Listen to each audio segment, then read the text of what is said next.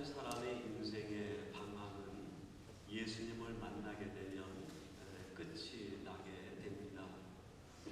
또 우리 인생에서 만나는 많은 인생의 회의가 있고 우리들의 질문과 의문들이 있는데, 인생의 의문은 말씀을 만날 때 끝이 나게 되고 해석이 되어지게 됩니다. 또한 우리가 살면서 만나는 많은 인생의 고난과 역경과 아픔들이 있는데, 이 고난은 하나님의 뜻을 만날 때 그 고난이 해석이 되고, 여전히 아픔은 있지만 그 고난은 더 이상 내게 아픔으로 오는 것이 아니라 하나님의 은혜로 바뀌게 됩니다. 그런 의미에서 우리 신앙이라고 하는 것은 만남이라고 할 수 있겠습니다.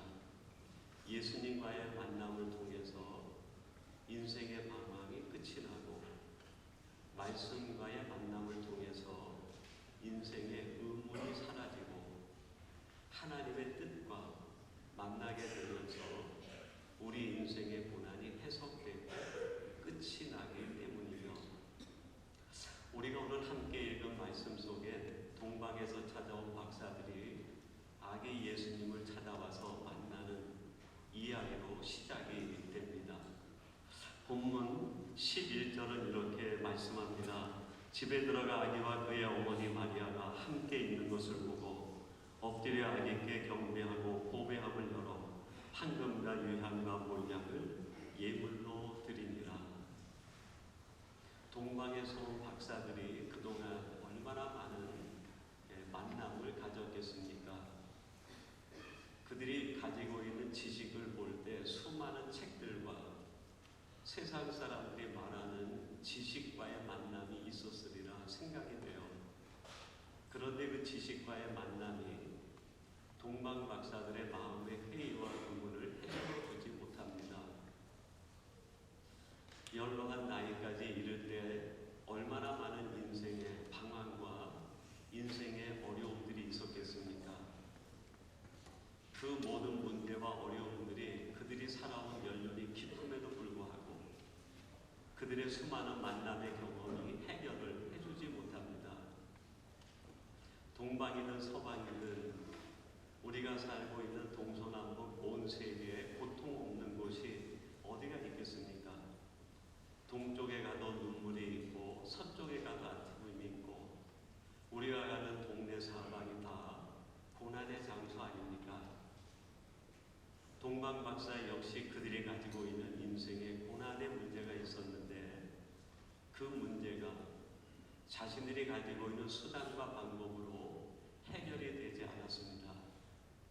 그런데 별을 보고 찾아와 아기 예수를 만나고 그 예수님에게 진정한 예배와 만남이 이루어졌을 때 인생의 방황이 끝이 나고 인생의 회의가 풀리고 고난의 문제가 해석되는 은혜를 맛보게 되었습니다.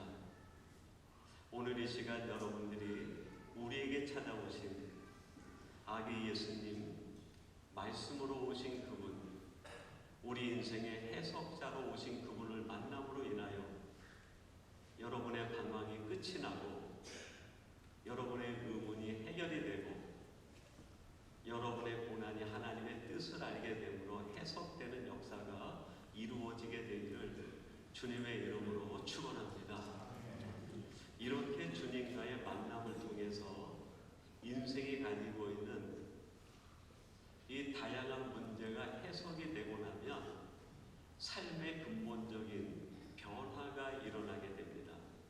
도대체 어떤 변화가 일어날까요? 그것이 12절 말씀인데, 우리 12절 같이 한번 봉독하도록 하겠습니다. 12절 말씀 우리 같이 봉독합니다. 시작.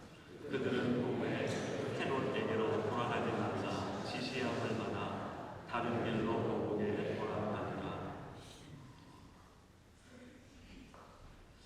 그 주님과의 아기 예수와의 만남 속에 그 동방 박사들이 그날 밤에 꿈에 한 가지 지시를 받게 됩니다. 헤롯에게로 돌아가지 말라. 여러분, 하나님 하나님과의 진정한 만남을 경험한 사람은 영적으로 아주 예민해지고 영적으로 분별력이 생기게 됩니다. 그래서 우리에게 다가오는 아주 사소한 일도 사소하게 여겨지지 않고 그 속에 담겨있는 하나님의 뜻과 하나님의 섭리와 하나님의 음성을 듣게 됩니다.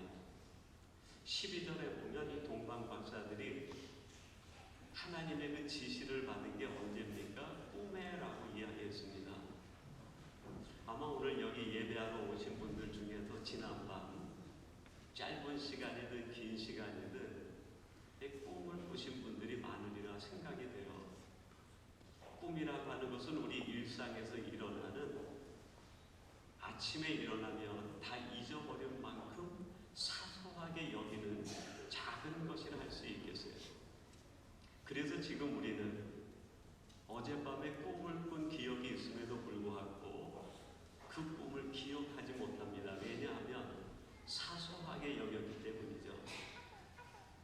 근데 이 동방 박사들은 꿈에 나타난 그 한 가지의 지시의 말씀, 사소하게 잊어버려도 될 수 있는 그 말씀을 가슴에 새기고 아주 중요하게 받아들인 거예요. 영적으로 예민하다 하는 것은 바로 내게 다가오는 모든 사건 속에 하나님의 섭리와 계획과 음성이 들어있음을 느끼는 것이 영적 예민하며 영성이라 할 수 있겠습니다. 이 동방 박사들은 예수님을 만나는 경험을 통해서 영적으로 예민해졌고 꿈에 나타난 한 지시에 따라 헤롯에게로 돌아가지 않습니다. 헤롯에게로 돌아가지 말라 하는 메시지 속에 담겨있는 의미가 뭘까요? 지금까지 내가 살아온 그 길을 반복하지 말라는 거예요. 죄악된 길, 불의의 길을 반복하지 말라. 지금까지 내가 성취해온 그 목적을 따라 살지 말고 다른 목적을 가지고 살아가라는 뜻이 담겨있는 거죠. 무엇보다도 헤롯이 꿈꾸는 세속적 부귀 영화의 꿈에서 벗어나라는 메시지가 담겨 있습니다. 예수님을 정말 진심으로 만나게 되고 진정으로 내 안에 모시게 되면 불의한 길에서 자연스럽게 떠나게 됩니다. 무엇이 악한 것이고 무엇이 불의한 것인가를 알게 돼서 그곳으로부터 자연스럽게 떠나는 일이 생겨요. 지금까지 내가 고집하고 살아온 게 얼마나 잘못된 것인가를 알게 되고 자신의 삶에 대한 완전한 역전과 변화가 일어납니다. 세상 사람들이 가지고 있는 헛된 부귀와 영화의 꿈이 아니라 하나님 나라 영광을 위한 사모함의 변화가 생겨요. 헤롯에게로 돌아가지 말라. 여러분, 우리들이 성탄절마다 성탄에 관련된 예수님의 탄생에 대한 성경 말씀을 읽을 때마다 아마 1년에 한 번씩은 꼭 읽고 지나갔던 부분이 오늘 본문 말씀이 아닐까 싶어요. 우리가 살아온 연수만큼 하나님은 우리에게 헤롯에게 돌아가지 말라 말씀하셨음에도 불구하고 우리는 그 말씀을 마음에 담아두지 않고 성탄절이 끝남과 동시에 다시 우리는 옛 생활로 돌아가고 나의 옛 습관으로 돌아가고 내가 꿈꾸는 세상적 부귀 영화의 꿈을 다시 움켜쥐고 성탄절의 끝남과 동시에 세상으로 향하는 것이 우리의 실존과 현실의 모습 아닙니까? 왜 이런 일이 반복될까요? 성탄절을 맞이했지만 그 성탄절의 주인이신 예수 그리스도와의 만남이 진정으로 이루어지지 않았기 때문에 그렇습니다. 오늘 동방에서 온 박사들은 예수님과의 진정한 만남을 통해 사소에게 잊어버릴 수 있는 그 말씀도 중한 하나님의 말씀으로 받고 그 말씀 속에 담겨있는 하나님의 결단의 목소리를 듣고 그들은 단호하게 그 말씀에 따라 행동으로 옮기게 됩니다. 12절 하반절에 다른 길로 복음으로 돌아갔다 그렇게 이야기합니다.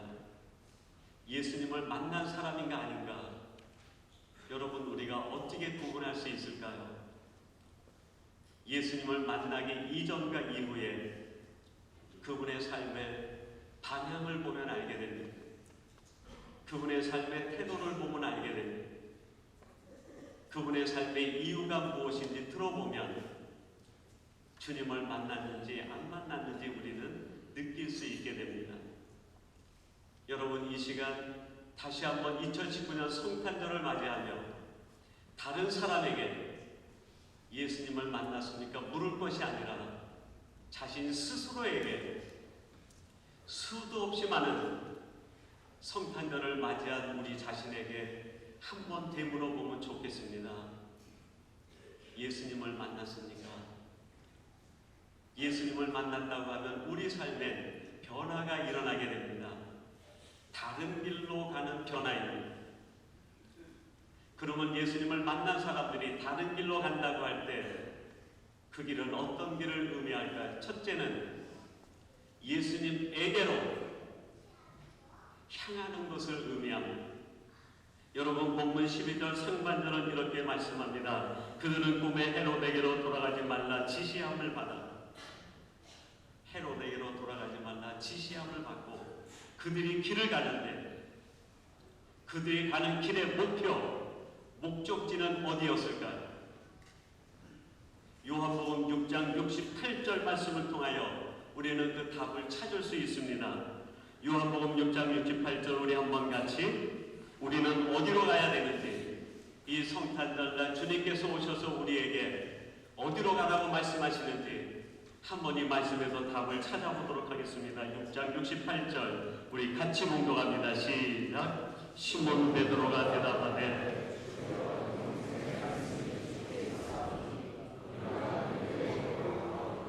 아멘. 예수님께서 오병이어 기적을 베풀고 장정 5,000명만 먹이고 많은 음식이 남겨졌어요. 정말 많은 무리들이 예수님이 베푸는 기적과 은혜 가운데 도취가 되었습니다. 저녁에 저물어 가자 그들이 1명, 2명 다 뿔뿔이 자신의 옛 삶의 자리로 돌아갑니다. 그것을 보고 주님께서 제자들에게 이렇게 묻습니다. 너희들도 가려느냐? 너희들도 가려느냐? 예수님을 만나기는 만났지만 예수님과의 진정한 만남이 없을 때 그들은 예수님을 스쳐 지나가는 바람에 불과했고 그 모든 무리들은 다시 옛생활로 돌아가고 말았습니다. 그때 시몬 베드로가 주님에게 그렇게 말씀합니다. 주여, 영생의 말씀이 여기 주께 있사온데 우리들이 누구에게로 가오리까? 무슨 뜻일까요? 내가 어디로 가야 되는지 방향을 찾아가는 거예요. 여러분, 우리가 예수를 믿고 간다는 것은 예수님 안으로 들어가는 것을 의미합니다. 예수를 믿고 우리의 신앙이 점점 깊어진다는 것은 예수의 마음속으로 깊이 들어가는 것을 의미합니다. 예수님의 생각을 향해 들어가는 겁니다. 예수님의 성품을 향해 들어가는 것이 바로 성도들의 방향이라고 할 수 있겠습니다. 세상 어디가 아니라 우리가 가야 될 신앙의 목적지, 우리가 걸어가야 될 신앙의 길, 그것은 바로 예수 그리스도 안에, 예수 그리스도의 품에, 예수 그리스도의 성품에, 예수 그리스도의 인격 속으로 들어가는 것을 의미합니다. 여러분들이 지금까지 예수를 믿고 어느 방향으로 어디로 달렸는지는 모르겠습니다. 그러나 오늘부터 여러분 신앙의 경주를 다시 하시기 바랍니다. 오직 예수 그리스도의 인격 속으로, 예수 그리스도의 성품 속으로, 예수의 마음과 생각과 뜻 속으로 들어갈 때 여러분의 신앙의 경주는 신앙의 깊이를 대신하는 열매로 맺혀지게 될 줄로 믿습니다. 두 번째 다른 길로 간다고 할 때 그 길은 어떻게 가는가 하는 길을 의미한다고 할 수 있겠습니다. 우리 우리가 예수님의 품속으로 들어가고 인격 속으로 들어가는 것이 우리 신앙의 경주라고 한다고 하면 어떤 사람이 되어 들어가는 것인가? 누가복음 2장 10절은 이렇게 말씀합니다. 천사가 이르되 무서워하지 말라. 보라, 내가 온 백성에게 미칠 큰 기쁨의 좋은 소식을 너희에게 전하노라. 천사가 이 땅에 와서 우리들에게 무엇을 전합니까? 예수의 탄생 소식, 예수님으로 말미암아 이루어지는 기쁜 소식을 전합니다. 천사가 가는 길은 그가 가는 그 끝자락에서, 그가 서 있는 그곳에서 예수 그리스도가 하나님의 아들 되시고 우리의 구주 되심을 드러내고 선포하기 위하여 천사는 사신이 되어 우리에게 달려왔습니다. 여러분, 동방박사들이 아기 예수를 경배하고 난 뒤에 자신의 삶의 자리로 돌아갔을 때 그들은 그들의 삶의 자리에서 무엇을 얘기했을까요?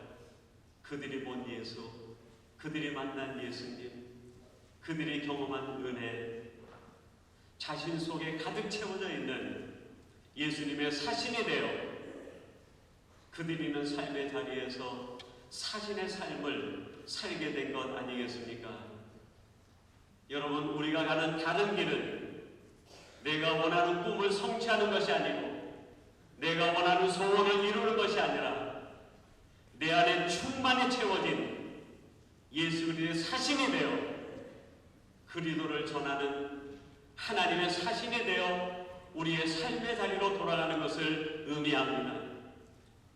내 하나님이 주신 미션의 자리, 사명의 자리로 가기 전에 그런 의미에서 우리는 우리 자신을 그리스도로 가득 채워야 될 사람들이라고 할 수 있겠습니다.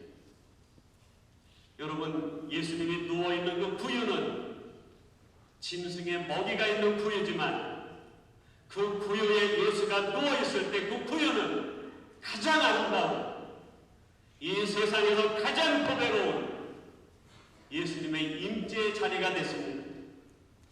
여러분, 우리의 심령이 얼마나 지저분합니까?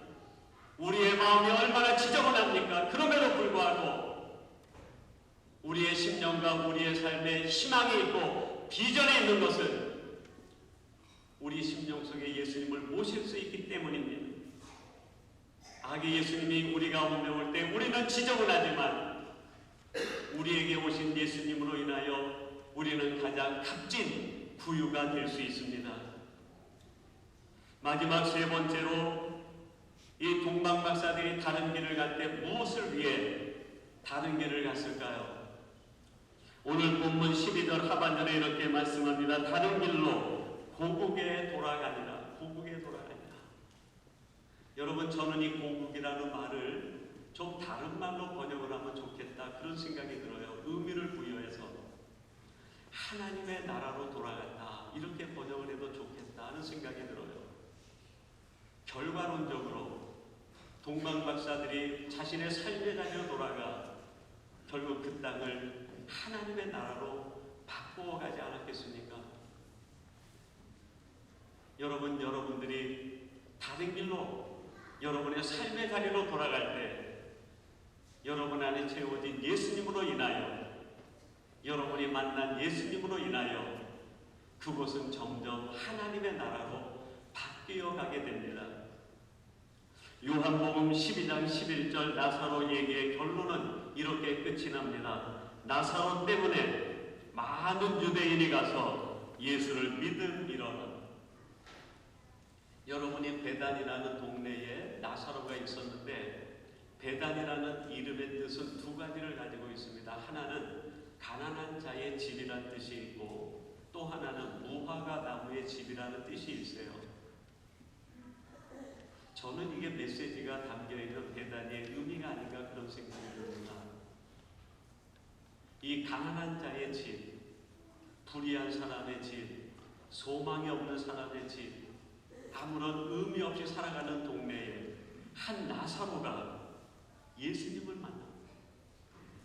예수님을 만나 완전히 변화된 새 사람이 돼서 다시 베다니로 돌아갔을 때 그 베다니는 무화과 나무의 집으로 바뀌어가기 시작합니다. 성경에서 무화과는 예루살렘, 이스라엘을 의미합니다. 하나님의 나라를 의미합니다. 변화된 사람, 나사로 까닭에 불의한 집, 가난한 집, 소망이 없는 집이 하나님의 나라 집으로, 새 이스라엘로 하나님의 영광의 집으로 바뀌어 갑니다. 여러분, 성탄의 의미가 이건 아니겠습니까? 소망 없는 이 땅에 예수님이 오셔서 예수님을 만나는 사람마다 인생의 방황이 끝이 나게 하고, 인생의 회의가 해석되게 하고, 고난의 문제가 풀어져서 희망 속에 살아가도록, 그리고 거기에 안주하는 것이 아니라 우리에게 만나는 사소한 일들 속에서도 하나님의 음성을 듣고 내가 가야 할 곳이 어딘지, 내가 어떤 사람으로 변화되어야 되는지, 내가 있는 그 자리를 어떻게 변화시켜야 되는지 그거를 알려주시기 위해서 아기 예수께서 우리에게 오신 것 아니겠습니까? 이 성탄절 아침에 이 성탄의 메시지를 마음에 품고 오늘 이 시간 이후로 예수님을 만난 자로 여러분들도 여러분이 가야 될 그 다른 길, 여러분의 사명의 길을 걸어가는 우리 복된 성도들이 되시기를 주님의 이름으로 축원합니다. 기도하겠습니다. 하나님 아버지, 성탄의 아침에 동방에서 온 박사들이 예수님을 만나 인생의 방황이 끝이 나고 인생의 회의가 끝이 나고 인생의 고난이 해석되는 은혜를 누렸습니다. 그 은혜를 누린 것만이 아니라 그들은 사소한 곳에서도 하나님의 음성을 듣는 귀가 열렸고, 우리 하나님께서 주시는 메시지를 쫓아 이제는 예전 길로 돌아가지 않고 다른 길로 돌아가 하나님의 사랑을 선포하는 메신저가 되어 그들이 있는 곳을 하나님의 나라로 세워가는 믿음의 사람들이 되었습니다. 이 성탄의 아침 우리들이 이와 같은 성탄의 사람들이 되게 하여 주시옵소서.